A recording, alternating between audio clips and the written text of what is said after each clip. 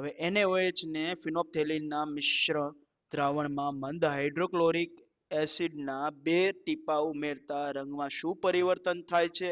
આ રંગ પરિવર્તન માટેનું કારણ જણાવો.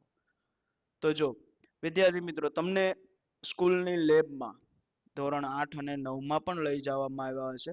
આ કોઈ વાર અલગ છે કે લેબની અંદર ક્યારેય સર ટીચર પોતે પ્રેક્ટિકલ કરીને બતાવવું હોય તો ન લઈ જતા હોય, પણ તમે જ્યારે લેબમાં ગયા હશો ત્યારે તમે અલગ અલગ પ્રકારના કેમિકલો બધા જોયા હશે, જેની અંદર હાઇડ્રોક્લોરિક એસિડ, સલ્ફ્યુરિક એસિડ આ બધાની માત્રા મંદ પ્રમાણમાં હોય છે, જેને એમ કહેવામાં આવે છે કે જે 0.1% સાંદ્ર હોય છે, એનાથી વધારે સાંદ્ર તમને આપવામાં આવતો નથી.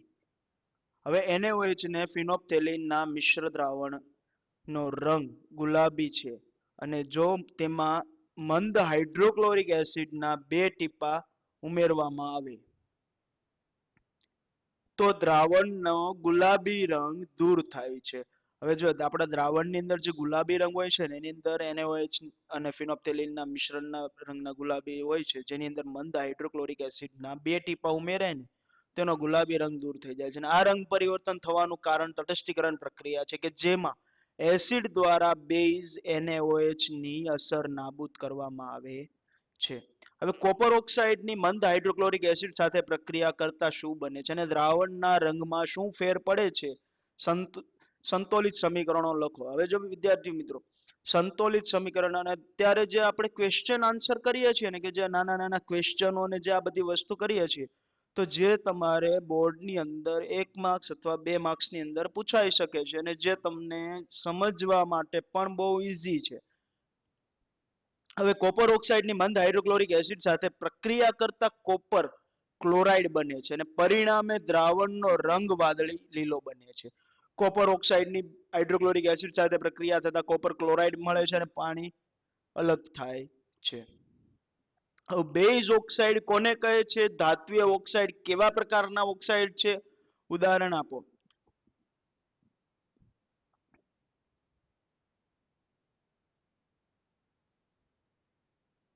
આ એક ક્વેશ્ચન જે છે ને વિદ્યાર્થીઓ, આઈએમપી લખવા પાછળનું એક કારણ છે કે ઘણી વખત પરીક્ષાની અંદર 2 માર્ક્સની અંદર પૂછાયેલો સવાલ છે, જે તમારે ઉપયુક્ત રહેશે કે જે શાળાની હમણાં એક્ઝામ આવે છે તેની અંદર પણ ઉપયુક્ત રહેશે અને બોર્ડની એક્ઝામમાં તો ઉપયુક્ત રહેવાનું જ છે.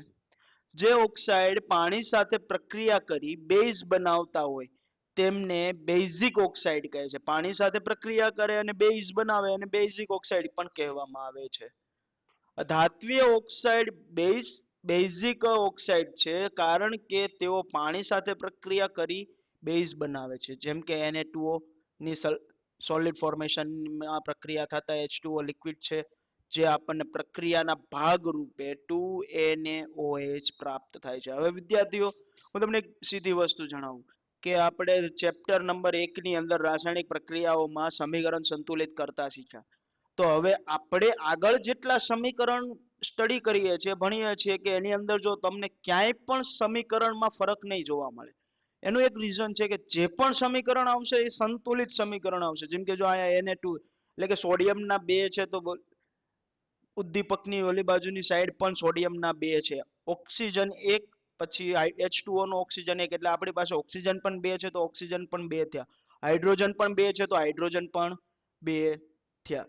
હવે સોડિયમ ઓક્સાઇડ, સોડિયમ હાઇડ્રોક્સાઇડ આમ ધાત્વિય ઓક્સાઇડ સ્વભાવે બેઝિક હોય છે, જેમ કે Na2O, MgO, CaO+, હવે BaO આ બધા જ તત્વો ધાત્વિક હોવાના કારણે બેઝિક ઓક્સાઇડ ધરાવે છે અને આ એના એક્ઝામ્પલ સાથે, ઉદાહરણ સાથે સમીકરણ પણ આમાં ઉપયુક્ત છે. અને આટલી વસ્તુ આમાં તમે બોર્ડની અંદર લખશો તો પણ તમારા સર ટીચર જે પણ પેપર ચેકર હશે તમારો ક્યારેય માર્ક્સ કાપી શકશે નહીં. એસિડિક ઓક્સાઇડ કોને કહે છે અને અધાત્વિય ઓક્સાઇડ કેવા પ્રકારના ઓક્સાઇડ છે? ઉદાહરણ આપો. હવે જો જે ઓક્સાઇડ પાણી સાથે પ્રક્રિયા કરી એસિડ બનાવતા હોય તેમને એસિડિક ઓક્સાઇડ કહે છે. અધાત્વિય ઓક્સાઇડ એસિડિક ઓક્સાઇડ છે કારણ કે તેઓ પાણી સાથે પ્રક્રિયા કરી એસિડ બનાવે છે. SO2 ને ગેસ ફોર્મેશનમાં H2O લિક્વિડ ફોર્મેશનમાં છે. ઉદ્દીપકની હાજરીમાં પ્રક્રિયા થતા આપણને H2SO3 મળે છે અને કેલ્શિયમ હાઇડ્રોક્સાઇડની કાર્બન ડાયોક્સાઇડ વાયુ સાથે પ્રક્રિયા થતા પ્રક્રિયાના ભાગરૂપે આપણને કેલ્શિયમ બાયકાર્બોનેટ પ્લસ H2O પ્રાપ્ત થાય છે, એટલે કે CaCO3 મળે છે અને પાણી પણ પ્રાપ્ત થાય છે. આમ ધાત્વિય ઓક્સાઇડ સ્વભાવે એસિડિક હોય છે. SO2 છે, Cl2O7 છે, કાર્બન ડાયોક્સાઇડ છે, N2O5 છે, આ બધાની આ જ રીતના પ્રક્રિયા થાય. પણ તમારે પ્રક્રિયાના એક્ઝામ્પલ નથી લખવાના. એનું કારણ છે કે તમને સવાલ 1 માર્ક્સ અથવા 2 માર્ક્સની અંદર જ પૂછવામાં આવશે. આલ્કોહોલ અને ગ્લુકોઝ જેવા સંયોજનો હાઇડ્રોજન ધરાવે છે, પરંતુ તેઓ એસિડની માફક વર્ગીકૃત થતા નથી. તે સાબિત કરવા માટે એક પ્રવૃત્તિ વર્ણવો. હવે જો આમાં 6 વોલ્ટેજ વીજ કોષ લેવામાં આવેલું છે, બલ્બ છે, સ્વિચ છે. સ્વિચ તમને ખ્યાલ હોય તો તમે નાના હોવ ને ત્યારે પ્રેક્ટિકલ કરતા હો. તમે ખ્યાલ નથી પ્રેક્ટિકલ કર્યો પણ અમે જાતે પ્રેક્ટિકલ ઘણા કરેલા છે, જેથી કરીને અમને તે થોડુંક આપણા પોતાના ઉપર સેલ્ફ એક્સપિરિયન્સ કરીએ તો આપણને ખ્યાલ આવે કે આ રીતનું પોસિબલ છે. હવે આપણે ઘરની અંદર પણ હીટરનો ઉપયોગ કરીએ છીએ.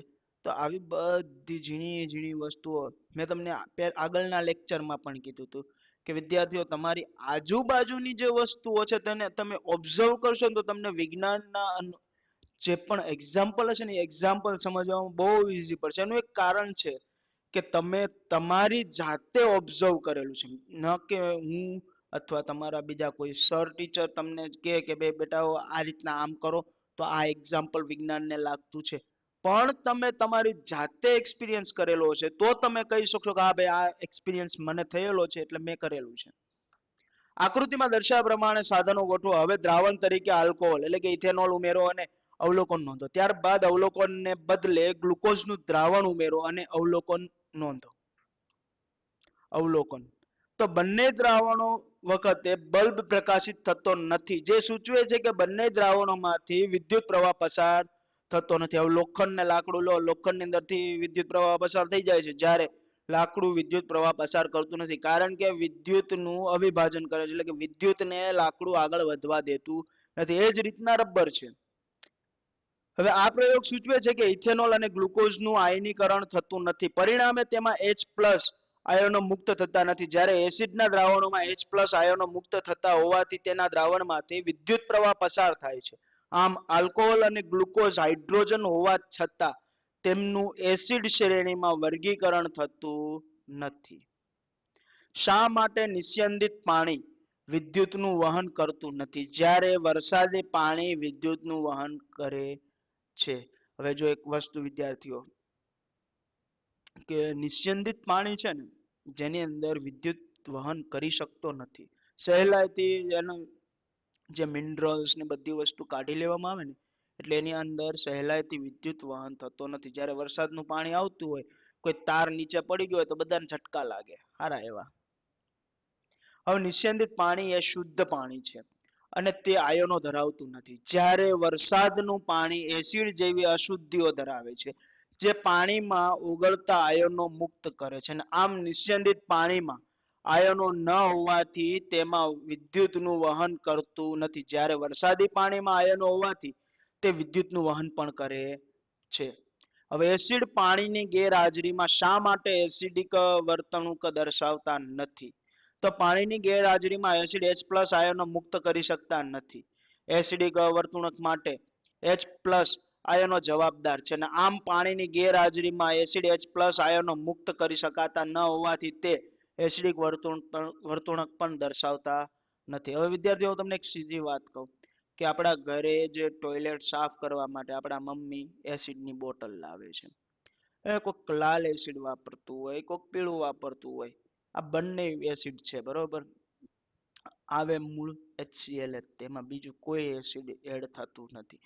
હવે કંપનીની બાય ફોરગેટ પ્રોસેસ એટલે કે જે કંપની વાળા પ્રોડક્શન કરતા હોય કોઈ પ્રોપર HCl નું પ્રોડક્શન નથી કરતું. કંપનીમાંથી જે વેસ્ટેજ લિક્વિડ કેમિકલ જે નીકળે છે તે HCl સ્વરૂપે બહાર નીકળે છે. કંપનીને કોઈ કાર્ય હોતું નથી, કેમિકલ ટોટલી વેસ્ટેજમાં જ જાય છે. અને જે સેલરો તમારી સુધી એ વસ્તુ પહોંચાડે છે તો એ વસ્તુઓ ત્યાંથી કેમિકલ લઈ આવે છે. હવે એ કેમિકલ પ્યોરિટી ધરાવતું નથી, પણ 33% એબ્સોલ્યુટ હોય છે. અને આપણા ઘર સુધી જે બોટલની અંદર HCl આવે છે તે મે બી 1% અથવા 3% વધારે સક્રિય કરવું હોય તો 5 થી 10% રાખે છે. હવે આપણે થોડુંક પાણી થોડુંક ટીપું નાખીએ કે થોડુંક રેડીએ તો એમાંથી ધુમાડા નીકળવા મળે. એક વસ્તુ વિચારો વિદ્યાર્થીઓ કે જ્યારે 33% એબ્સોલ્યુટ HCl હોય અને ત્યારે તમે જે સ્મેલ લો અને 5% 10% હોય ત્યારે તમે સ્મેલ લો તો કેટલો ડિફરન્ટ આવે. 33% હોય સ્મેલ લો ને ત્યારે તમે ઊભા રહી શકો નહીં, કારણ કે એમાં કાયદેસરના ધુમાડા નીકળતા હોય. આ મેં પોતે એક્સપિરિયન્સ કરેલો છે.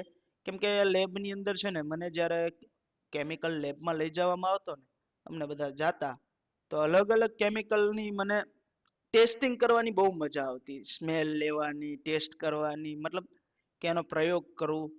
પણ જ્યારે સ્મેલ લેવા જાય ને ત્યારે ઘણી વખત એવું થાય કે સ્મેલ અંદર ચડી જાય ને તો માથું દુખવા માંડે કે આ બધી વસ્તુ થાય. એટલે એવા પ્રયોગ જાતે તો ભૂલથી ના કરતા વિદ્યાર્થીઓ. હવે એસિડિક અને બેઝિક વર્તણૂક માટે જવાબદાર આયનો જણાવો.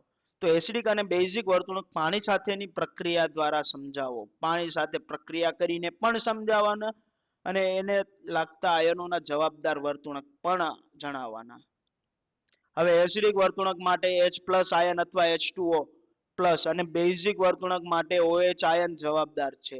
HCl + H2O ની પ્રક્રિયા થઈ ક્લોરીન અલગ થાય છે અને H3O આપણને એક્વેસ ફોર્મમાં પ્રાપ્ત થાય છે. આમ HCl ના જલીય દ્રાવણમાં H+ આયન ઉત્પન્ન થતો હોવાથી HCl એ એસિડ છે એમ પણ કહેવાય છે. હવે NaOH ની વાત કરીએ તો પાણી સાથે પ્રક્રિયા કરતા Na++OH- એટલે કે આપણને બેઝિક ફોર્મેશન ની અંદર પ્રાપ્ત થાય છે કે જેની અંદર NaOH ના જલીય દ્રાવણમાં OH આયન ઉત્પન્ન થતો હોવાથી NaOH જે બેઝિક છે એમ પણ કહેવાય છે. દાખલા તરીકે સાંદ્ર HNO કે H2SO ને પાણીમાં ખૂબ જ ધીરે ધીરે સતત હલાવતા રહીને ઉમેરતા સાંદ્ર HNO3 કે H2SO4 ની સાંદ્રતા ઘટે છે અને છેવટે દ્રાવણ મંદ બને છે. શું બધા જ બેઝ પાણીમાં દ્રાવ્ય હોય છે? બીજા નંબરમાં પાણીમાં દ્રાવ્ય બેઝિક કયા નામે ઓળખાય છે અને તેના ગુણધર્મો અને ઉદાહરણ આપો. તો પહેલા તો શું બધા જ બેઝ પાણીમાં દ્રાવ્ય હોય છે? તો ના, બધા બેઝ પાણીની અંદર દ્રાવ્ય હોતા નથી. અમુક બેઝ પાણીમાં દ્રાવ્ય હોય છે ને અમુક બેઝ નથી હોતા. પાણીમાં દ્રાવ્ય બેઝ કયા નામે ઓળખાય? તો પાણીમાં દ્રાવ્ય બેઝ એ આલ્કલિક તરીકે પણ ઓળખાય છે અને તેના ગુણધર્મો તે સ્પર્શે સાબુ જેવા ચીકણા, સ્વાદે તુરા અને ક્ષારીય હોય છે. એને OH કે KOH. મંદન પ્રક્રિયા કોને કહે છે સમજાવો. હવે મંદન પ્રક્રિયાની વારી. તો એસિડ અથવા બેઝને પાણી સાથે મિશ્ર કરતા એકમ કદ દીઠ આયનો HO+ અથવા OH ની સાંદ્રતામાં ઘટાડો થાય છે. આવી પ્રક્રિયાને મંદન કહે છે કે HO+ અથવા તો OH ની સાંદ્રતામાં ઘટાડો થાય છે અને આ પ્રક્રિયાને મંદન કહે છે. અને આવા એસિડિક અને બેઝિક મંદીકૃત એસિડ કે બેઝ કહે છે. દાખલા તરીકે HNO કે H2SO ને પાણીમાં ખૂબ જ ધીરે ધીરે સતત હલાવતા રહીને ઉમેરતા સાંદ્ર HNO3 કે H2SO ની સાંદ્રતા પણ ઘટવા લાગે છે. છેવટે દ્રાવણ મંદ બને છે. સાંદ્ર એસિડને મંદ કરતી વખતે શા માટે તેને પાણીમાં ઉમેરવામાં આવે છે? જો સાંદ્ર એસિડ જે હોય એને પાણીમાં એટલા માટે ઉમેરવામાં આવે છે કે પાણીની અંદર એસિડિક હોય તો બેઝિક થવાના ચાન્સીસ વધી જાય છે. સાંદ્ર એસિડને મંદ કરતી વખતે જો એસિડમાં પાણી ઉમેરવામાં આવે તો ઉત્પન્ન થતી ઉષ્મા મિશ્રણને બહારની તરફ ઉછાળી શકે છે અને દાજી પણ શકાય છે. ઘણી વખત તો અતિશય સ્થાનિક ઉષ્માને કારણે કાચનું પાત્ર તૂટી જાય છે. હવે જો ઘણી વખત તો કેમિકલ એવા પણ આવે છે કે વિદ્યાર્થીઓ અત્યાર સુધી તમે જે કેમિકલ જોયા છે ને એ 1% 2% સાંદ્ર હોય તેવા, પણ જ્યારે 99% સાંદ્ર કેમિકલ જોશો તો તેને જો કાચના બીકરમાંથી પણ પસાર કરવામાં આવે તો ઘણી વખત પોસિબિલિટી એવી બને કે કાચનું બીકર જો હલકું ફુલકું હોય તો ફટાક કરતો તૂટી જાય અને ક્યારેક ટેસ્ટ ટ્યુબ તમારા હાથમાં પણ ફૂટી શકે છે. એટલે પ્રયોગશાળાની અંદર પ્રયોગ કરતા સાવચેત રહેવું જરૂરી છે. હવે ઘણી વખત અતિશય સ્થાનિક ઉષ્માને કારણે કાચનું પાત્ર તૂટી પણ શકે છે અને આથી એસિડને મંદ કરવા માટે એસિડમાં પાણી ઉમેરવાને બદલે એસિડને હંમેશા પાણીમાં ખૂબ જ ધીરે ધીરે સતત હલાવતા રહીને ઉમેરવું જોઈએ. હવે થોડુંક નાખ્યું પાણીની અંદર હલાવી નાખો. તમને તમારા સર ટીચર પણ એ જ સલાહ આપશે કે જો છોકરાઓ ટેસ્ટ ટ્યુબ લો, ટેસ્ટ સપોઝ કે આપણી પાસે આ એક ટેસ્ટ ટ્યુબ છે, ટેસ્ટ ટ્યુબ લીધી એની અંદર થોડું કેમિકલ નાખ્યું, ભાઈ આ રીતના તમને ટેસ્ટ ટ્યુબ હલાવતા જોવા મળશે. પાછું થોડુંક પાણી નાખ્યું, કેમિકલ નાખ્યું, પાછું ટેસ્ટ ટ્યુબ આ રીતના હલાવશે. જેના કારણે ટોટલી જે કેમિકલ સંપૂર્ણપણે અંદર ના જાય સાંદ્ર, એટલા માટે સતત ને સતત હલાવવું જરૂરી છે. જેથી ઉત્પન્ન થતી ઉષ્મા સમગ્ર પાણીમાં પ્રસરી જાય છે, પરિણામે કોઈ હાનિ થતી નથી. હવે રસાયણોની બોટલોના લેબલ પરના ચેતવણી ચિહ્નો દોરી તેનો અર્થ લખો. હવે જો ચોકડી હોય તો નુકસાનકારક છે, જ્વલનશીલ હોય તો તે ભડકાયું જ્વલન થાય છે, દાહક એટલે કે તમે હાથમાં નાખો તો ગરમ થાય છે, રેડિયો સક્રિય એટલે કે તેનું રેડિયેશન ફેલાય છે, વિષાલુ એટલે કે ઝેરી છે, સ્ફોટક એટલે બ્લાસ્ટ થાય એવું છે, ઓક્સિડેશન કરતા એટલે કે જો ઓક્સિડેશન કરતા એજન્ટ હોય કે જે ઓક્સિજનની હાજરીમાં ભડકો થઈ જાય છે, સાંદ્ર એસિડ અને સાંદ્ર બેઝ. બરોબર. હવે આ બધા એક સિમ્બોલ છે વિદ્યાર્થીઓ. હવે જો હું તમને એક જનરલી તમે જોયેલા સિમ્બોલની વાત કરું. તમે જ્યારે રોડ ઉપરથી પસાર થતા હશો, બાય ચાન્સ તમે સુરત કે કોઈ પણ જગ્યાએ ફરવા જાઓ, સાપુતારા, માઉન્ટ આબુ એ બધા ફરવા જાઓ ને ત્યારે તમને જનરલી આ ટાઈપના સિમ્બોલ વાળી ગાડી વધારે જોવા મળે. અને નીચે લખેલું હોય કે ફ્લેમેબલ એટલે કે જ્વલનશીલ.